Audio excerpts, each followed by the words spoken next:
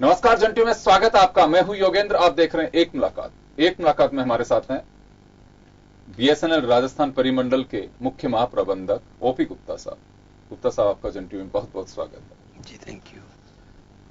गुप्ता साहब, बड़ी महत्वपूर्ण जिम्मेदारी आपके कंधों पे है और एक लीडरशिप कहूंगा कि राजस्थान में बीएसएनएल की है। वर्तमान में जो स्थितियां बनी हुई हैं ऑपरेटर्स की, कंपटीशन का टाइम है और सर्विस हर किसी को बेहतर चाहिए, तो बीएसएनएल के सामने क्या चुनौतियां हैं अभी? जी, जैसा आपने बहुत ही पर्टिनेंट क्वेश्चन उठाया है कि अभी कंपटीशन बहुत ज़्यादा है मार्केट के अंदर, और अगर हम देखें कि जो प्राइसेज भी नेक बॉटम पे आ गई है, और पिछला जो दौर अगर मैं पिछले एक साल का देखता हूं तो कई ऑपरेटर जैसे रिलायंस कम्युनिकेशन लिमिटेड था, टीटीएसएल था, हाल ही में एक एयरसेल जो कंपनी थी प्राइवेट, वो बंद हो गई है। तो इस कंपटीशन की वजह से उनकी जो प्रॉफिटेबिलिटी काफ़ी अफेक्ट हुई है और वो अपना ऑपरेशन रख नहीं पाए। तो लेकिन बीएसएनएल उसके कॉन्ट्रास्ट में अगर मैं बात करता हूं तो जो मेरा मार्केट शेयर था राजस्थान की, अगर मैं बात करता हूं तो एक साल पहले 31 मार्च 2017 को वो 9.2% का था, लेकिन फरवरी 2018 के जो ट्राई के डाटा रिलीज हुए हैं उसके मुताबिक मेरा मार्केट शेयर 10.4% हुआ है। मतलब मेरे मार्केट शेयर में 1.2% की वृद्धि हुई है। इसका मतलब ये है कि जो कस्टमर का कॉन्फिडेंस है वो काफी ज्यादा बीएसएनएल के साथ जुड़ा हुआ है। इवन जो हमारा एक एमएनपी रेशो जो हम बोलते हैं कि port out two port in ratio जो है कि कितने कस्टमर हमको छोड़ के जाते हैं, क्योंकि कस्टमर के पास तो एक चॉइस है, जो अच्छी सर्विस देगा उसके पास जाएंगे।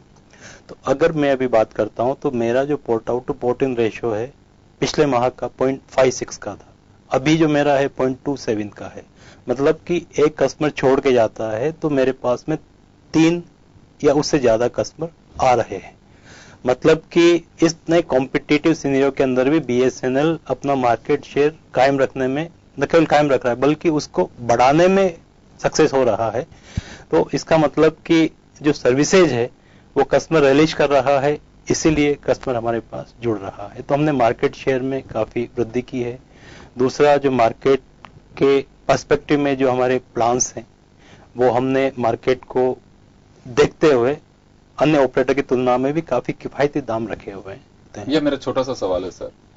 प्राइवेट जो सर्विस प्रोवाइडर हैं, ऑपरेटर्स हैं, वो अपना प्रॉफिट देखते हैं। अगर उनको लगता है कि इस टावर से मुझे बेनिफिट होगा तो ही वो लगाएंगे, अदरवाइज नहीं लगाएंगे। पैसा कमाना भी एक उनका मकसद होता है सर्विस के साथ साथ। लेकिन बीएसएनएल गवर्नमेंट का ऑर्गेनाइजेशन है, गवर्नमेंट के खाते में ज्यादा, अगर इसमें क्योंकि एक आप लोगों को ट्रस्ट की तरह भी पब्लिक के बीच में सर्विस देनी है कि लॉस प्रॉफिट कई ऐसी जगह होंगी कि जहां पे बिल्कुल बीएसएनएल, और एक उम्मीद वो होती है लोगों को कि यहाँ होना चाहिए, तो उस स्थिति को कैसे मेंटेन करेंगे? क्योंकि पैसा भी बहुत जरूरी है बीएसएनएल के लिए। एक बैलेंस बनाने की जरूरत होती है। लेकिन देखिए कि बीएसएनएल एक फुली गवर्नमेंट ओन्ड कंपनी है जी। तो गवर्नमेंट के जो प्रोजेक्ट्स हैं उनको इम्प्लीमेंट करने की जिम्मेदारी भी बीएसएनएल के पास में, और एक जो सामाजिक दायित्व है उसको भी हम अच्छी तरह से निर्वहन कर रहे हैं। बाकी ऑपरेटर जहां पे प्रॉफिट है वहां चले जाते हैं, लेकिन बीएसएनएल जहां पे कोई नहीं जाता, जहां पे प्रॉफिट भी नहीं मिलेगा, लेकिन बीएसएनएल वहां पे जा रहा है। क्यों? क्योंकि वहां पे टेलीकॉम सर्विसेज को प्रोवाइड करना है। तो इतने टफ कंपटीशन के बावजूद भी अपने सामाजिक सरोकार को कायम रखने के लिए बीएसएनएल अपना इन्वेस्ट कर रहा है। और दूर दूर के एरिया, जो दुर्गम एरियाज हैं, आप अगर देखें राजस्थान के अंदर की जैसलमेर है, बाड़मेर है, वहां पे जो छोटी छोटी ढाणियां होती है वहां पे भी हमारी प्रेजेंस अवेलेबल है। मतलब हम कोशिश ये करते हैं कि पैन राजस्थान या पैन इंडिया बेसिस के ऊपर जहां पे प्रॉफिटेबिलिटी नहीं भी हो, लेकिन अगर हमें सर्विस देनी है वहां के लोगों को, तो उसके लिए हम प्रयासरत हैं। जी। डिजिटल इंडिया के प्रधानमंत्री काफी बात कर रहे हैं। उनके जो पहली जो 5 बड़ी योजना है उनमें से एक सपना है डिजिटल इंडिया का भी। बीएसएनएल किस तरह की भागीदारी है उसमें?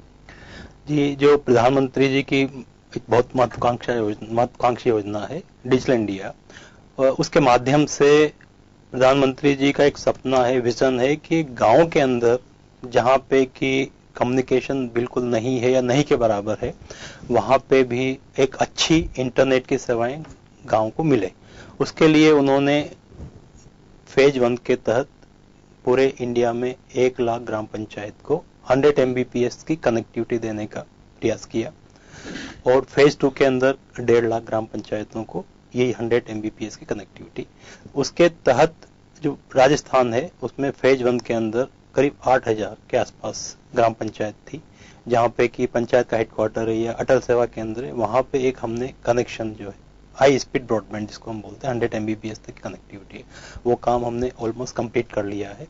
और फेज 2 के तहत करीब 2,000 ग्राम पंचायत और ऐड करनी है। उसका काम अभी अगले महीने से जून तक शुरू हो जाएगा और उसको मार्च 2019 तक कंप्लीट करने की योजना है। तो इसके माध्यम से जो गांव वाले हैं उनको हाई स्पीड ब्रॉडबैंड मिलेगा और हाई स्पीड ब्रॉडबैंड के साथ में जो ई एजुकेशन है या टेलीमेडिसिन है या जो ई गवर्नेंस के प्रोजेक्ट हैं, जो प्रधानमंत्री जी का एक विजन था कि गांव वालों को घर बैठे हुए एक अच्छा ब्रॉडबैंड कनेक्शन के माध्यम से जो ई सर्विसेज है उनका वो लाभ ले सकें, तो वो हम प्रयत्न कर रहे हैं। इसमें सर्विस तो आप दे रहे हैं, मॉनिटरिंग की क्या व्यवस्था है कि वास्तव में कस्टमर तक वो चीजें पहुंच पा रही है कि नहीं पहुंच पा रही है? हमारे यहाँ गवर्नमेंट योजनाओं का सबसे बड़ा जो फेलियर पॉइंट है वो यही है कि मॉनिटरिंग नहीं हो पाती है।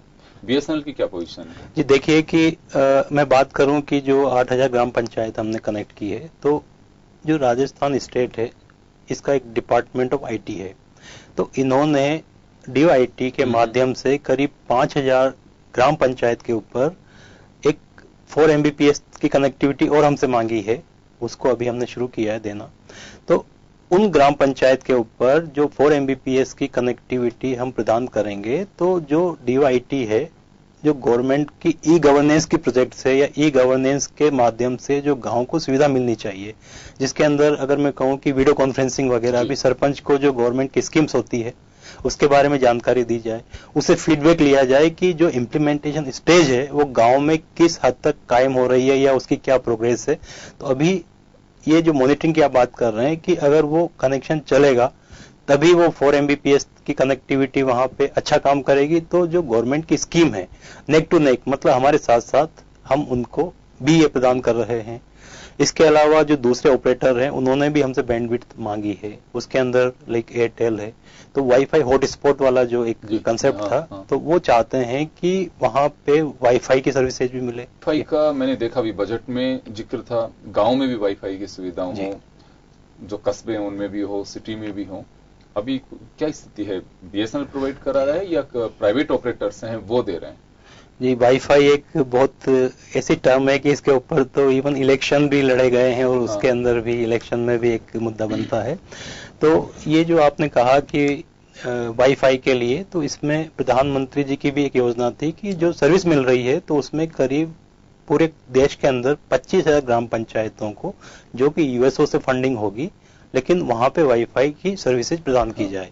तो उसके अंदर पूरे कंट्री में करीब 25,000 ग्राम पंचायत कनेक्ट करना है और उसके तहत राजस्थान में भी करीब कुछ अभी हमारा करीब 162 हो गया और करीब 1,600 के आसपास जो ग्राम पंचायत ये फेजेज में है। तो उसकी फंडिंग सेंट्रली मिलेगी, यूएसओ फंड से मिलेगी, लेकिन अभी हमने करीब 162 ग्राम पंचायत के अंदर वाईफाई की सर्विसेज दे दी है। मतलब वहां का जो गांव का रेजिडेंट है वो फ्री में, मुफ्त में वाईफाई की सर्विस ले सकता है। ई एजुकेशन का जिक्र किया अभी आपने, जो सर्विस है उसी में कि ई एजुकेशन भी एक पार्ट है, जो डिजिटल इंडिया की हम बात कर रहे हैं उसमें अभी कुछ लोग ले रहे हैं इसको काम में। हाँ, ये जो आपने बहुत ही पर्टिनेंट क्वेश्चन है। और ई एजुकेशन का मतलब ये है कि जो मेरे पास अच्छे टीचर हैं या अच्छे कंटेंट हैं वो गांव तक नहीं पहुंच पाते। स्मार्ट क्लासरूम का एक कंसेप्ट आया है कि एक बहुत अच्छे कंटेंट के साथ में कोई मॉड्यूल डिजाइन किया हुआ है तो वो गांव तक पहुंच पाए, तो एक जगह पे उसको रन करके, और जो हमारे गांव की मान लो कि 2000 क्लासरूम बना दिए पूरे स्टेट के अंदर, अक्रॉस द स्टेट, तो वो ई एजुकेशन के माध्यम से जो कंटेंट है वो वहां पे गांव के अंदर आदमी जो बच्चे हैं उसको देख सकें, रिलीज कर सकें। तो वो चीज भी अभी शुरू हुई है। तो इसमें कंसेप्ट ई क्लासरूम का भी आया है, स्मार्ट क्लासेज का भी आया है, जिसके अंदर हम हमारे एजुकेशन वेंडर हैं जैसे प्रॉफिट प्लस वगैरह इसके ऊपर काम भी कर रहे हैं। ये क्या अभी इनिशियल स्टेज पे है, लेकिन जो स्मार्ट सिटी का कंसेप्ट था उसी के साथ में ये भी लिंक किया हुआ है कि स्मार्ट क्लासेज या स्मार्ट एजुकेशन इसके नाम से भी ताकि गांव वालों को जो रीच नहीं है वहां पे भी इस तरह की सुविधा मिल सके। तो फैकल्टीज का क्या रहेगा इसमें? इसमें क्या कंटेंट डिजाइन किए होते हैं और जो अच्छे स्मार्ट क्लासरूम या वर्चुअल क्लासरूम रहे, उसमें एक तरह से कहीं से भी एक सेंट्रल लोकेट जो जगह होगी उससे, या चॉइस पे होगी कि आज हमें ये पढ़ना है तो सिर्फ हम उसी को यूज कर सकते हैं। क्योंकि मुझे लगता है कि जो मैं समझ पा रहा हूँ ये आपके नेट बेस्ड होगा सारा, इंटरनेट के माध्यम से ये सारी सुविधाएं मिलेगी। तो इसके अंदर तो क्या एक है, सर्वर में जहां भी डेटा होगा उसको फिर आप लोग प्रोवाइड करवाएंगे? हाँ, उसके अंदर जो कंटेंट है अलग अलग सब्जेक्ट के चॉइस से होगा कि अगर पर्टिकुलर किसी गांव में मुझे ये देखना है तो आप वो देख सकते हैं जी, या सारा सेंट्रलाइज किया होगा कि पर्टिकुलर 9 से 10 बजे का पीरियड है, इसमें यही चीज देखनी होगी। सपोज अगर केमिस्ट्री पढ़नी है तो उसको केमिस्ट्री ही सब पूरे देश भर में, या चॉइस पे होगी? नहीं, इसमें दो तरह का आपने जो क्वेश्चन है उसमें दो इश्यू डेवलप होते हैं। एक तो जो स्मार्ट क्लासरूम कंसेप्ट है उसके अंदर तो जो क्लास के अंदर जो अवर होते हैं सब्जेक्ट केमिस्ट्री का है, फिजिक्स का है, मैथमेटिक्स का है, तो ई क्लासरूम का कंसेप्ट तो यह है कि जो मॉड्यूल है उसको रन करके टीचर की जगह पे एक वर्चुअल टीचर वो उसको पढ़ा रहा है। और जो आपने दूसरा क्वेश्चन उसी के साथ में लिंक किया, तो उसके अंदर हमारे पास में जो कंटेंट ई एजुकेशन के अवेलेबल है, तो उसके अंदर लाइक फिजिक्स के अंदर है, और फिजिक्स में कोई चाहता है कि मुझे हीट के ऊपर देखना है, थर्मोडायनेमिक्स के ऊपर देखना है, तो वो सारी चीजें वो उसकी डिमांड के ऊपर जो स्टूडेंट चाहता है, तो वो कोर्स के अंदर फिजिक्स में फिर थर्मोडायनेमिक्स ऑलरेडी चल रहा है जी, ऑलरेडी अवेलेबल। कुछ ऐप में भी है शायद ये चीजें आपकी? हाँ, ये दोनों तरह से लैपटॉप के ऊपर भी है और इसमें जो मोबाइल के अंदर ऐप होता है उसके अंदर उससे भी ये ली जा सकती है, इसका सेवा वो ले सकते हैं जी। यहाँ एक इसी से जुड़ा मेरा सवाल है कि कोचिंग इस समय जबरदस्त चल रही है, व्यवसाय भी हो चुका है इसका, एजुकेशन को व्यवसायीकरण की ओर लेके जा रहे हैं। खैर वो एक अलग मुद्दा है, बट बीएसएनएल बड़ी भूमिका अदा कर सकता है। जैसे आप कह रहे हैं कि क्वेश्चन या प्रॉब्लम से सोल्व की हुई है उसमें, तो बच्चा देख भी सकता है। लेकिन अभी कितना फायदा लोग ले पा रहे हैं इसको यूज, या ऑलरेडी कहीं पे इसका प्रचार प्रसार की कमी है तो इस वजह से लोगों तक नहीं पहुंच पा रहे? ये अभी शुरू भी कर दिया है, और इवन मैं कहूँ कि सिरोही के अंदर एक पायलट प्रोजेक्ट के रूप में एक आदर्श क्रेडिट कोऑपरेटिव सोसाइटी है, उसने कुछ स्कूल जो अपन गोद लिए हुए हैं तो वहां पे ये कंसेप्ट शुरू किया है, और वहां के जो एजुकेशन ये स्कूल के अंदर जो डिस्प्ले है या जो पढ़ाई जा रहा है, तो ये जो स्मार्ट क्लासरूम वाला कंसेप्ट है वो ऑलरेडी वहां पे लागू भी किया है। चलिए गुप्ता साहब, आप हमारे साथ बने रही हैं। वक्त हो चले एक छोटे से ब्रेक का, एक मुलाकात में छोटे सा ब्रेक लेंगे, उसके बाद जल्द लौटते हैं।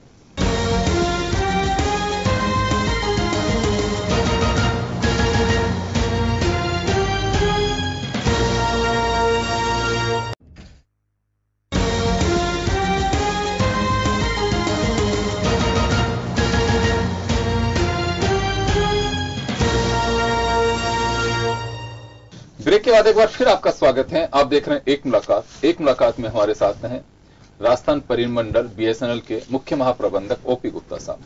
गुप्ता साहब, बीएसएनएल की एक बड़ा कड़वा एक ये सवाल है कि भाई साहब नहीं लगेगा, वो इमेज लोगों ने बना दी या अभी भी ऐसा है? कुछ लोग कहते हैं कि साहब ये तो धारणा ऐसी बनी है कि बीएसएनएल तो नहीं लगेगा। वो क्या है कि एक परसेप्शन कुछ कभी रहा होगा, लेकिन अभी अगर बीएसएनएल की मैं बात करूं तो बेहतर सेवा की नई लगन, मतलब ये पूरा ऑल टुगेदर चेंज हो गया और अब यही लगेगा। हाँ, और दूसरा बीएसएनएल वहां है जहां पे कोई भी नहीं है, तो इस मोटिव के साथ हम काम कर रहे हैं। और दूसरा एक क्वालिटी ऑफ सर्विस जो मैं अभी बात भी कर रहा था, तो एक ट्राई की इंडिपेंडेंट सर्वे के अंदर राजस्थान में भी उन्होंने कुछ सिटी सेलेक्ट किए, वहां पे सर्वे किया, तो ट्राई की गाइडलाइन के मुताबिक या उनके नॉर्म्स के मुताबिक उन्होंने ड्राइव टेस्ट करके और उन पैरामीटर्स को असेस करते हैं। तो राजस्थान परिमंडल ट्राई के जितने भी नॉर्म्स थे उन पे न केवल खरा उतरा, लेकिन बाकी ऑपरेटर से जो रिजल्ट हैं वो बीएसएनएल के बेहतर पाए गए। मतलब इतने कॉम्पिटिटिव सिनेरियो के अंदर हम अपनी क्वालिटी ऑफ सर्विस को मेंटेन किए हैं। दूसरा, मेरी जो अवेलेबिलिटी है बीटीएस की वो 98 से 99% हम मेंटेन कर रहे हैं। तो इतने बड़े ज्योग्राफिकल एरिया के अंदर इतनी वास्ट टोपोग्राफिकल डिफरेंसेज के बावजूद भी, जहाँ पे लाइट की भी समस्या होती है, कई तरह के कंस्ट्रेंट भी होते हैं, रीच भी थोड़ी सी इतना इजी नहीं हो पाती है, लेकिन फिर भी हम जो 98 से 90% अवेलेबिलिटी के साथ में और क्वालिटी ऑफ सर्विस के पैरामीटर्स मेंटेन कर रहे हैं। और जो आप देखेंगे मार्केट शेयर की जो वृद्धि हुई है करीब 1.2% की, तो ये कस्टमर को अगर आप बेहतर सर्विस दोगे तभी रिलीज करेगा और तभी लोग आपके पास आएंगे। पूरे देश भर में आपके जो परिमंडल बने हुए हैं कहीं कुछ इसकी रैंकिंग होती है कि राजस्थान कहाँ स्टैंड करता है, सर्विस हो चाहे रेवेन्यू शेयर हो या दूसरी कोई भी जो आपकी चीजें हैं? जी, राजस्थान में कहूँ तो काफी अच्छी पोजीशन में है। हमारे वर्टिकल अगर मैं देखता हूँ 3 सेगमेंट होते हैं। जी। एक लैंडलाइन का सेगमेंट है जिसको हम CFA बोलते हैं, हाँ। एक मोबाइल का मोबाइल है जिसको हम CM सेगमेंट बोलते हैं, और एक EB का है जो एंटरप्राइजेज बिजनेस है। तो हमने जो राजस्थान सर्कल को टारगेट दिए गए थे, तो हर सेगमेंट के अंदर हमने काफी इंप्रूवमेंट किया। EB के टारगेट तो ऑलमोस्ट मैं कहूँ कि जो मेरा 95 करोड़ का था उसके अगेंस्ट में 150 के आसपास हमने अचीव किया है। CM सेगमेंट के अंदर जो मैं बात कर रहा हूँ, क्वालिटी ऑफ सर्विस हमने बहुत अच्छी मेंटेन की है। और हमारी CM के अंदर रेवेन्यू, हालांकि अभी जो मार्केट की सिनेरियो है उसके अंदर काफी रेवेन्यू डाउनफॉल हुआ है, लेकिन फिर भी हमने उसको रेस्ट्रिक्ट किया है, मतलब उसको नीचे नहीं जाने दिया है। जहां पे हम थे उसको मेंटेन न किया है, थोड़ा और भी बढ़ाया है। कोर एरिया आप लोगों का कुछ ऐसा है कि सिटी में हम लोगों को ज्यादा काम रखना है या फिर ग्रामीण क्षेत्र को हमारी प्राथमिकता में रखना है? मेरे ख्याल से BSNL की प्राथमिकता तो रूरल की ओर ही होती है, और रूरल को कवर करने के लिए हम काफी प्रयत्नशील हैं। हमारे इवन मैं बात करता हूं कि जो करीब 4500 BTS है मेरे, तो उसके अंदर ऑलमोस्ट 50% BTS तो रूरल एरिया के अंदर ही काम कर रहे हैं। तो रूरल को हमने काफी कवर किया हुआ है। और अभी जो हमारी एक्सपेंशन की स्कीम है जिसमें फेज 8.4 जी, जिसमें करीब हमें कुछ 2G के, कुछ 3G के और कुछ 4G का भी इक्विपमेंट मिलेगा। उसके अंदर हमने प्लानिंग किया है कि जो रूरल एरिया है ऑलरेडी जहाँ पे 5000 पॉपुलेशन है या 2000 की इंसिडेंटल पॉपुलेशन है, ऑलरेडी हमने कवर कर लिया है। और हम ये चाह रहे हैं कि उसके नीचे भी हम लोग पहुंचे, और जो ये फेज 8.4 का इक्विपमेंट है उसके अंदर रूरल को भी हम काफी हद तक कवर कर देंगे। कुछ ऐसी स्कीम्स पर्टिकुलर सिटी के लिए हैं, ये रूरल एरिया के लिए कुछ ऐसा उसे डिवाइड किया हुआ है कि बिल्कुल ये तो पर्टिकुलर आपको सिटी वाले उसी के अंदर देना हो, या प्रमोशन के लिए रूरल एरिया में आपको ज्यादा देना है? जी, हम नॉर्मली ट्राई करते हैं कि ग्रामीण क्षेत्रों के अंदर जहाँ पे कि हमने कुछ नई मोबाइल सेवाएं शुरू की है, तो एक डिफरेंशियल टैरिफ स्कीम होती है जी, कि कम रेट के ऊपर वहाँ के जो कस्टमर है उनको सर्विस मिल सके। और हम समय समय के ऊपर जहाँ पे कि सर्विस हम शुरू करते हैं, लेकिन कस्टमर को ग्रो करने के लिए या ग्रोथ करने के लिए, तो जैसे शहर के अंदर हमारी 10 पैसे 30 पैसे वाली स्कीम होती है कि वहां पे हमने 5 पैसे 25 पैसे 5 पैसे मतलब विद इन BSNL, 25 पैसे इंटर ऑपरेटर। तो वो डिफरेंशियल टैरिफ स्कीम भी हम समय समय पर जहां पे जरूरत भारत नेट अभियान चलाया है सरकार ने, कई बार उसमें जिक्र भी किया है आप लोगों का भी। राजस्थान क्या पोजीशन है उसकी? देखिए, भारत नेट के 2 फेज हैं। एक तो फेज 1 जिसके तहत पूरे इंडिया में 1 लाख ग्राम पंचायत कनेक्ट करने थे, राजस्थान में करीब 8000 के आसपास थे, वो ऑलरेडी हमने कवर कर दिए हैं। तो पहले फेज में यही टारगेट जी, अब इससे एक्सटेंड अब सेकंड फेज के अंदर जो पूरे इंडिया में 1.5 लाख के आसपास है और हमारे करीब 2000 बचे हुए हैं गाँव। तो 2000 गाँव के अंदर काम शुरू करने के लिए वो बिल्कुल फाइनल स्टेज में है, और केवल हमें गो सिग्नल जो हेडक्वार्टर से। क्या बेनिफिट होगा इसका आम पब्लिक को? भाई, इससे क्या है कि हर गांव के अंदर एक हाई स्पीड ब्रॉडबैंड, जो मैं बात कर रहा हूँ कि 100 Mbps की कनेक्टिविटी उनको मिलेगा, और उसके माध्यम से एक जो सेवाएं हैं, इवन ये पर्टिकुलर को कियोस्क होंगे या फिर डोमेस्टिक कनेक्शन होंगे इससे? इसमें 2 तरह का रहेगा कि एक तो हमने जो अटल सेवा केंद्र है या पंचायत हेडक्वार्टर, वहां पे तो FTTH कनेक्शन हमने एक लगा दिया जी, जिसकी बैंडविड्थ 100 Mbps तक की है। लेकिन उसके साथ में कोई मेरी रिक्वायरमेंट आती है तो उसकी विसिनिटी के अंदर ऑप्टिकल फाइबर केबल डाल के, और मेरा ये प्रयास है कि वहां पे 2, 3 या 4, और हमने ऑलरेडी शुरू कर दिया। और करीब मेरे 10 जो SS हेडक्वार्टर हैं, इसमें झुंझुनू है, सीकर है, जोधपुर है, तो वहां के अंदर हमने FTTH कनेक्शन जो कि नियर बाई हॉस्पिटल हैं या कुछ मेडिकल शॉप्स हैं या स्कूल्स हैं, वहां पे हमने दिए हैं। और मेरे ख्याल से 200 के आसपास कनेक्शन तो ऑलरेडी हमने इस तरह के दिए भी हैं जी। एक डिजिटल डिवाइड की बहुत चर्चा चल रही है, तो ये कुछ अलग है? देखिए, डिजिटल डिवाइड एक टर्म, ऐसी टर्म है कि थोड़ा सा मिसनोमर भी होता है कि इसके बारे में। तो इसमें डिजिटल डिवाइड का अगर मैं बात करूं तो अभी तक इसको समझा जाता था कि those who have internet and those do not have the internet, लेकिन वो चीज अभी रही नहीं है। बेसिकली अब मैं डिजिटल डिवाइड की बात करूं तो आज के समय में जो इंटरनेट है लेकिन इंटरनेट की स्पीड किसको ज्यादा मिल रही है और किसको कम मिल रही है, तो वो डिवाइड वाली बात होती है। अगर हम बात करते हैं शहरों की तो 3G इवन 4G जो हम 100 Mbps कनेक्टिविटी वाली, लेकिन अगर गांव में जाते हैं तो वहां पे इंटरनेट की जो स्पीड है उतनी नहीं मिलती है। तो वो बढ़ाने के लिए, उसको एक्सपेंड करने के लिए कि जो शहरों में मिल रहा है वो गांव में क्यों ना मिले, तो गांव के अंदर भी वो इंटरनेट की जो बैंडविड्थ है उसको बढ़ाने के लिए प्रयास कर रहा है। मोदी जी का ध्यान जो है डिजिटल इंडिया पे काफी है। डिजिटल इंडिया से आप पेमेंट डिजिटलाइज कर रहे हैं, वो चाहे पेटीएम हो या कैश के जरिए करिए, लेकिन हमारे यहाँ पे अभी भी रूरल बेल्ट में काफी दिक्कत है, नेट की प्रॉब्लम है या बिजली की प्रॉब्लम है, तो ये सब चीजें कैसे मेंटेन हो पाएंगी? देखिए, इसके अंदर जो बेसिकली ई गवर्नेंस का ही पार्ट है, तो हमने भी डिजिटल पेमेंट वाली जो बात है तो उसमें मोबी कैश नाम का एक एप्लीकेशन जो है ऑलरेडी हमने जो SBI है उसके साथ में शुरू किया है।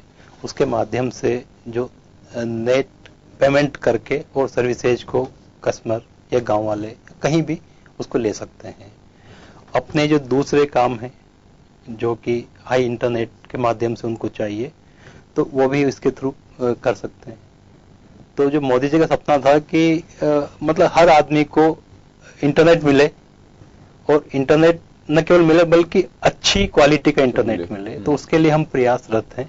और जो मैंने आपको बताया कि इवन गांव के अंदर जो वाईफाई सर्विसेज है वो भी यूएस ऑफ फंड से, मतलब कि गवर्नमेंट अपने फंड से चाह रही है कि गांव के अंदर वाईफाई सर्विसेज हो, वाईफाई जोन हो, जहां पे अपने जो स्टूडेंट्स हैं या जो बच्चे हैं वो वाईफाई को एक्सेस कर सके, फ्री में वाईफाई एक्सेस कर सके। तो गवर्नमेंट फ्री में देना चाह रही है और उसको BSNL अच्छे तरीके से आगे बढ़ा रहा है। ऐसी कुछ BSNL की प्लानिंग्स हैं जो पाइपलाइन में हो या जिस पे एक्सरसाइज कर रहे हो, कहीं पे वो चल रही हो चीजें जिनको हम लेके आ रहे हैं? देखिए, BSNL एक न केवल ऑपरेटर है जो कि सर्विसेज प्रदान कर रहा है, बल्कि जो भारत सरकार की डिफरेंट सोशियो इकोनॉमिकल योजनाएं हैं, और उसके तहत एक तो बहुत इंपॉर्टेंट है कि जो LW योजना है, जहाँ पे कि नेक्सलाइट अफेक्टेड एरियाज हैं, उनमें कनेक्टिविटी प्रदान करने का मोबाइल सर्विसेज लगाने के लिए जो भारत सरकार की योजना है वो BSNL के माध्यम से जो छत्तीसगढ़ है, उड़ीसा है, उनके पॉकेट्स के अंदर शुरू की जा रही है। और एक दूसरी योजना है जो कि हम नॉर्थ ईस्टर्न रीजन, जो हमारे 8 स्टेट हैं, वहां पे सीमलेस कनेक्टिविटी, जितने भी नेशनल हाईवेज हैं उनके ऊपर BTS लगा के मोबाइल की सेवाएं सीमलेस मिल सके, उसके ऊपर भी जो भारत सरकार की योजना है लेकिन BSNL के माध्यम से क्रियान्वित की जा रही है। इवन भारत नेट भी जो भारत सरकार की योजना है कि BSNL के माध्यम से ही उसको इम्प्लीमेंट किया जा रहा है। बड़ा एक कारगर साबित हो सकता है, बड़ा एक ऑर्गेनाइजेशन है, सरकार की योजना पहुंचाने के लिए एक नेटवर्क, बड़ी चीजें। मैं थोड़ा सा BSNL से अलग हट करके आपसे एक सवाल होगा मेरा, मैं आपका सफर जानना चाहूंगा कि आप राजस्थान के रहने वाले हैं और राजस्थान के नाते राजस्थान को बहुत भली भांति जानते हैं, यहाँ तक का जो सफर रहा आपका? एक बहुत सुखद अनुभव करता हूं मैं, क्योंकि जिस स्टेट से मैं बिलोंग करता हूं उसी स्टेट को हेड करने का एक मौका मिला है। तो अलग अलग कैपेसिटी में, इवन अलग अलग शहरों के अंदर भी मैंने राजस्थान में काम किया है। जब शुरुआत की थी तो हालांकि मेरी पोस्टिंग बॉम्बे थी, लेकिन उसके बाद में मैं जोधपुर रहा, उसके बाद में उदयपुर में भी आया, कुछ टाइम बीकानेर में निकाला, कुछ चित्तौड़ में भी रहा। तो एक जो लगाव है या जुड़ाव है यहाँ से मेरा बना हुआ है। रेजिडेंट में कोटा में अभी 12 डिस्ट्रिक्ट है, 12 डिस्ट्रिक्ट के अंदर एक टाउन है छिपावड़, तो एक इमोशनली अटैचमेंट होता है। तो हमें लगता है कि अगर मैं कुछ कर रहा हूं तो अपने लोगों के बीच में, अपने साथियों के लिए, अपने निवासियों के लिए मैं कर रहा हूं, तो एक अच्छा अनुभव है जी। एजुकेशन वगैरह थोड़ा सा मैं जानना चाहूंगा आपकी। जी, मैं कोटा में पढ़ा हूं, हायर स्कूल, मल्टीपल स्कूल जो है वहां पे, वहां से हाई सेकेंडरी मैंने किया था। उसके बाद में एक जोधपुर में MA इंजीनियरिंग कॉलेज से मैंने BTech किया, उसके बाद में फिर इधर जॉब में आया। तो चलिए, बड़ी अच्छी बात है, टेक्नोलॉजी का युग है गुप्ता साहब। BSNL एक अपनी साख के साथ साथ उपभोक्ताओं को बेहतर सर्विस दे सके, वो हम आपको शुभकामनाएं भी देंगे, क्योंकि और ऑपरेटर्स अपना नफा नुकसान सब देख करके चलते हैं। कंपटीशन का वक्त है, अपने आप को मेंटेन करने की काफी आवश्यकता है। लेकिन कुछ योजनाएं जो आपने बताई हैं, ई एजुकेशन हो या डिजिटल से जुड़ने की बात हो, अगर काश उसका उपभोक्ता अगर उसका बेनिफिट ले सकें तो मुझे लगता है कि ये उचित कदम होगा। चलिए, बहुत बहुत शुक्रिया आपका और हमारे साथ जुड़ने के लिए। एक मुलाकात में बस इतना ही, दीजिए इजाजत, नमस्कार। Thank you.